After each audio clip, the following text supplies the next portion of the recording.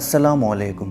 آج کی اس ویڈیو میں ہم اسلام کی اس تاریخی بیعت کے بارے میں بات کریں گے جو مدینہ والوں نے حضور صلی اللہ علیہ وسلم کے ہاتھوں پر کی، اور اس بیعت کے موقع پر حضرت عباس رضی اللہ تعالیٰ عنہ نے کیا کہا۔ یہ واقعہ ہجرت سے پہلے کا ہے۔ مصعب بن عمیر رضی اللہ تعالیٰ عنہ مدینہ سے آئے ہوئے 72 مسلمانوں کے ساتھ عقبہ نام کی جگہ پر حضور صلی اللہ علیہ وسلم کا انتظار کر رہے تھے۔ نبی پاک صلی اللہ علیہ وسلم کو بھی اس قافلے کے آنے کی خبر مل چکی تھی۔ ان سے ملاقات کرنے کے لیے حضور صلی اللہ علیہ وسلم رات کے وقت مکان سے نکلے، لیکن راستے میں انہیں حضرت عباس رضی اللہ تعالیٰ عنہ مل گئے۔ عباس رضی اللہ تعالیٰ عنہ ابھی مسلمان نہیں ہوئے تھے، لیکن وہ ہمیشہ حضور صلی اللہ علیہ وسلم کا ساتھ دیتے تھے، اور نبی پاک صلی اللہ علیہ وسلم بھی اس سے واقف تھے۔ اس لیے حضور صلی اللہ علیہ وسلم نے بھی انہیں ساری بات بتا دی اور انہیں اپنے ساتھ لے کر قافلے کی طرف چل دیے۔ رات کی تاریکی میں جب دونوں وادی عقبہ میں پہنچے تو مدینہ سے آیا ہوا مسلمانوں کا قافلہ حضور صلی اللہ علیہ وسلم کا وہاں انتظار کر رہا تھا۔ مدینہ والوں نے حضور صلی اللہ علیہ وسلم سے بڑے شوق سے ملاقات کی اور آپ سے مدینہ تشریف لانے کی خواہش کا اظہار کیا۔ جب حضرت عباس نے مدینہ والوں کی یہ خواہش سنی تو انہوں نے مناسب اور تاریخی الفاظ کہے۔ انہوں نے کہا کہ اے مدینہ والو، محمد صلی اللہ علیہ وسلم یہاں اپنے خاندان کے ساتھ ہیں۔ ان کا خاندان ان کی حفاظت کرتا ہے اور تم انہیں اپنے ساتھ لے جانا چاہتے ہو۔ یاد رکھو، تمہیں ان کی حفاظت کرنی پڑے گی، اور ان کی حفاظت کرنا کوئی آسان کام نہیں ہے۔ اگر تم عظیم الشان اور خونریز لڑائیوں کے لیے تیار ہو تو ٹھیک ہے، ورنہ محمد صلی اللہ علیہ وسلم کو لے جانے کا نام نہ لو۔ جب حضرت عباس اپنی بات ختم کر چکے تو ان میں سے ایک صحابی نے کہا، اے عباس، ہم نے تمہاری بات سن لی، اب ہماری درخواست ہے کہ رسول اللہ صلی اللہ علیہ وسلم بھی کچھ فرمائیں۔ حضور صلی اللہ علیہ وسلم نے مدینہ والوں سے مخاطب ہو کر تقریر فرمائی اور قرآن پاک کی آیات پڑھ کر سنائی۔ نبی پاک صلی اللہ علیہ وسلم نے انہیں حقوق اللہ اور حقوق العباد کے بارے میں بتایا اور ان ذمہ داریوں سے بھی آگاہ کیا جو آپ صلی اللہ علیہ وسلم کے مدینہ جانے سے مدینہ والوں کو نبھانی تھیں۔ حضور صلی اللہ علیہ وسلم کی باتیں سننے کے بعد مدینہ والوں نے کہا، ہم سب باتوں کے لیے تیار ہیں، لیکن آپ ہم سے وعدہ کریں کہ آپ ہمیں چھوڑ کر واپس تو نہیں جائیں گے۔ حضور صلی اللہ علیہ وسلم نے فرمایا، نہیں، میرا جینا اور مرنا تمہارے ہی ساتھ ہوگا۔ پھر انہوں نے کہا، یا رسول اللہ صلی اللہ علیہ وسلم، ہمیں اس کے بدلے میں کیا ملے گا؟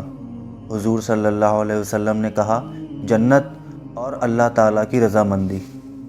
پھر مدینہ والوں نے کہا، بس سودا ہو چکا، اب نہ آپ اپنے قول سے پھریں گے اور نہ ہم پھریں گے۔ اس کے بعد مدینہ والوں نے نبی پاک صلی اللہ علیہ وسلم کی بیعت کی۔ اس بیعت کو بیعت عقبہ ثانیہ کہتے ہیں۔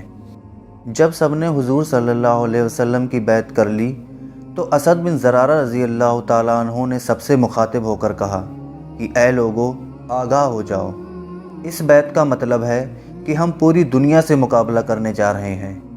یہ سننے کے بعد سب نے ایک ساتھ کہا، ہاں، ہم خوب جانتے ہیں کہ ہمیں پوری دنیا سے مقابلہ کرنا پڑے گا۔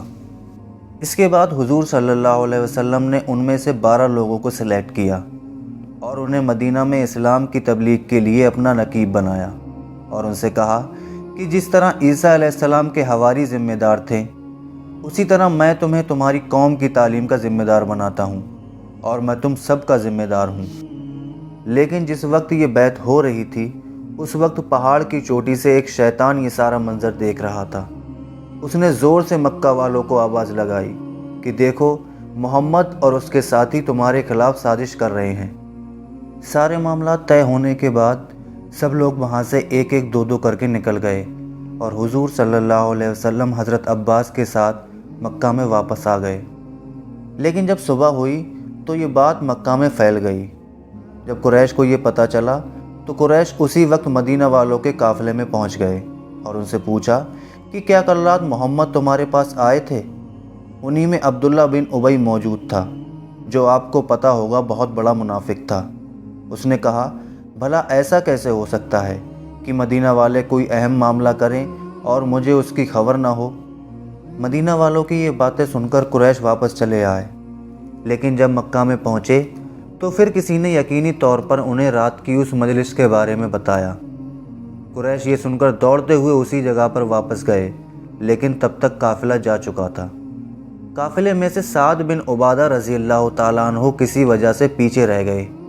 قریش نے انہیں پکڑ لیا اور مارتے ہوئے مکہ میں لائے۔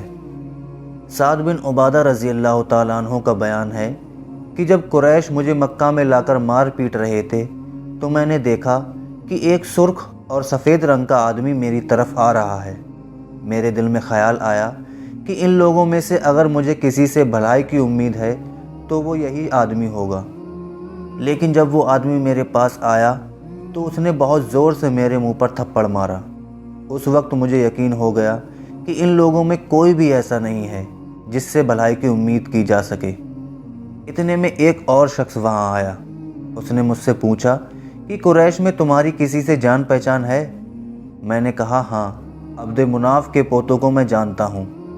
یہ سن کر وہ شخص عبد مناف کے پوتوں کے پاس گیا اور ان سے کہا کہ قریش کسی خزرج قبیلے کے آدمی کو پیٹ رہے ہیں، وہ تمہارا نام لے لے کر دہائی دے رہا ہے۔